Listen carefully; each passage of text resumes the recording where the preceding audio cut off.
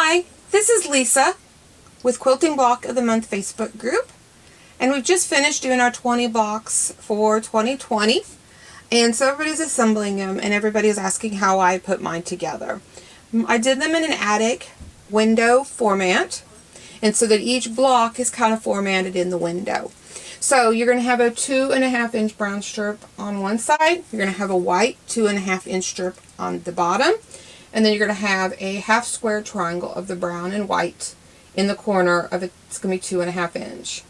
Then we'll add a strip, 1.5 inch black along the side, and then a 1.5 inch strip along the bottom to give you a 1 inch width here. So you have 2 inch here, 1 inch here. And then we'll assemble them together. So the first thing that you're going to do is you're going to get your block.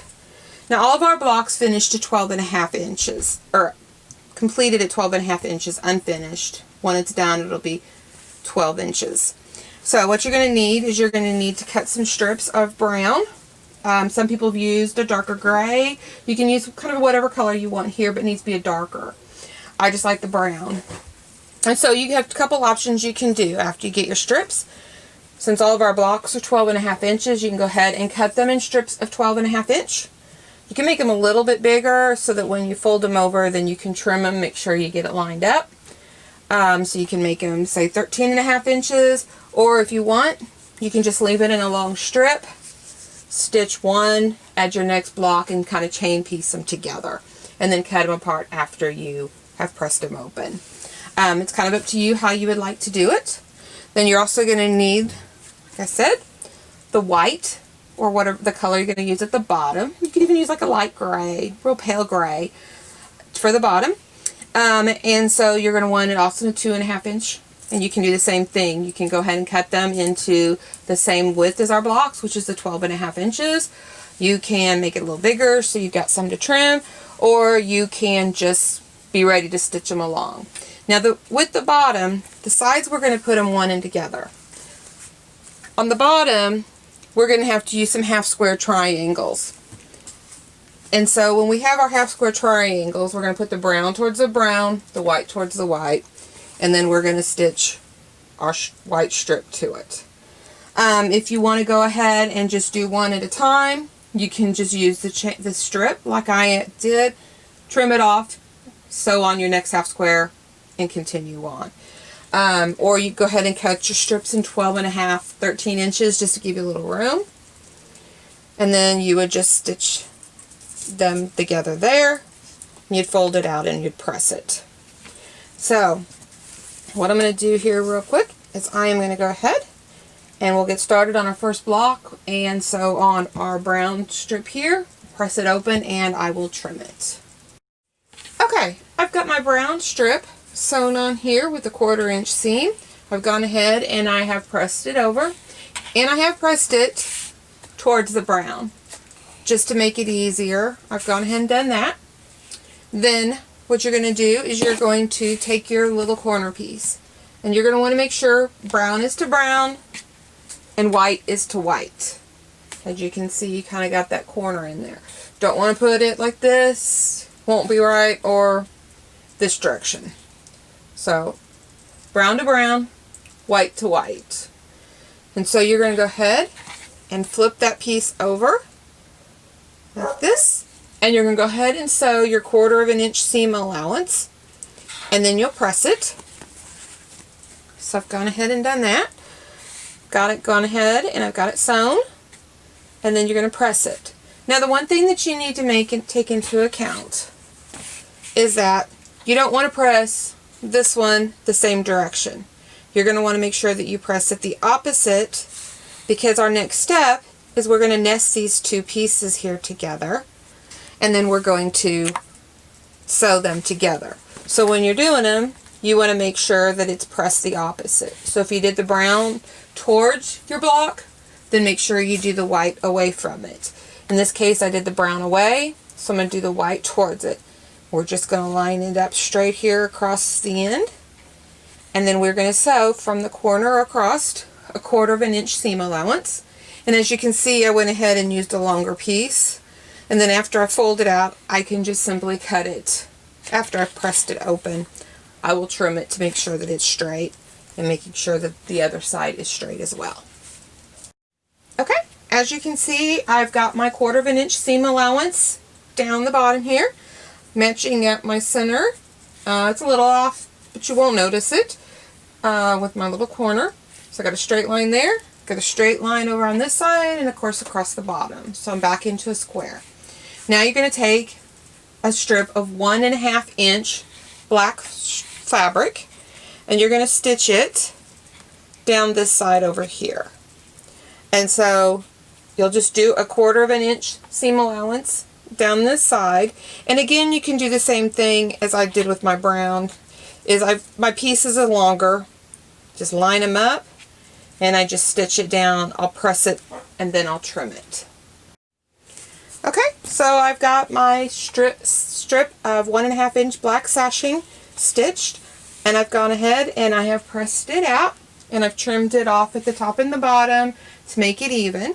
Now what we're going to do, you can just kind of turn your block around. You're going to take the sashing again, and you're going to go from the black all the way across to the white. And you're going to again do a 1/4 inch seam allowance all the way there. Then you're going to press it open. And again, you can use a strip, one long strip, just going 1, 2, 3, 4, 5 as you're going along. Just attach them in and then trim them. Or you can go ahead, you've got a 12 inches here, you got 2 more here. So you got 12 and 2 is 14, plus you got another inch over here, so it's 15. So you're going to need a strip at least 15 inches to go across here.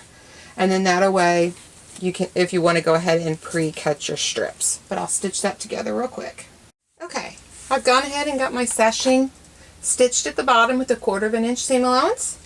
And I went ahead and pressed it open and then trimmed it. Now I did learn one thing putting mine together, a lesson that might be easier for you. If you plan ahead and know which blocks are where, the best thing to do would be to press one towards the black, then the next block away from the black, so that when you are putting your 2 pieces together here and attaching it to another one over here, that your seams can nest, and so you've got one going up and one going down. The other option is just pressing the seams open. It just made it a little easier when I went back through. I had to go back and push half my seams around after I figured out what I wanted to do. So the next part is going to be you just complete all 20 blocks like this. So you'll have 20 set up just like this. Okay, now that you've got your brown, your white, and your black sashing on each of your blocks, you're going to have 20 of these. So go ahead and do those all up front. Figure out your rows, how you want them to be laid out. Gather your first 4 for your first row, and you're basically going to lay them side by side. And as you can see, this block didn't have sashing here, so we're going to attach the sashing from the next row. So what you're going to do is you're just going to figure out your layout. You'll just lay it over.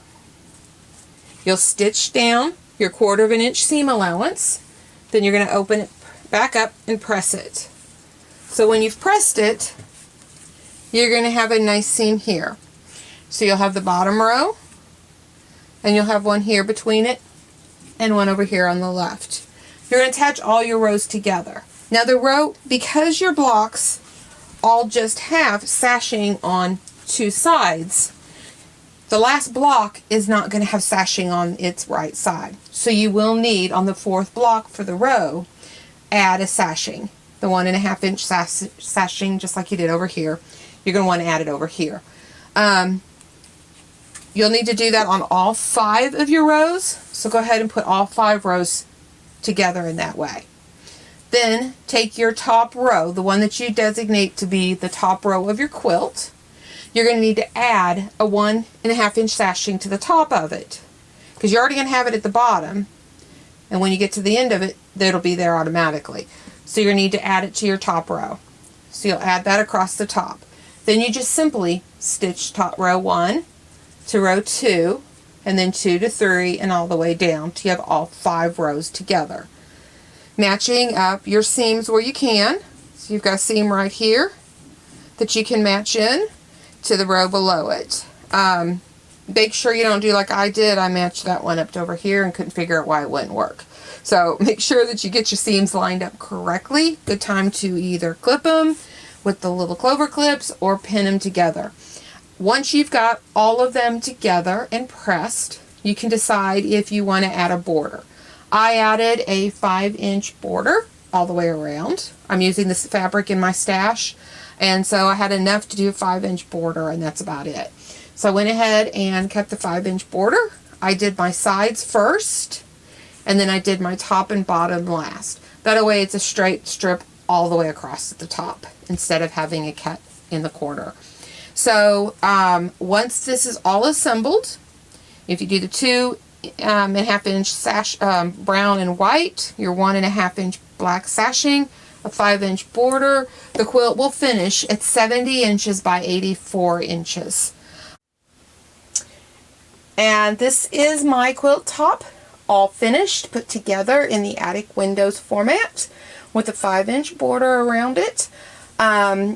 It finished at 70 inches by 84 inches. And it's been raining outside, so it's been a little hard to take a picture.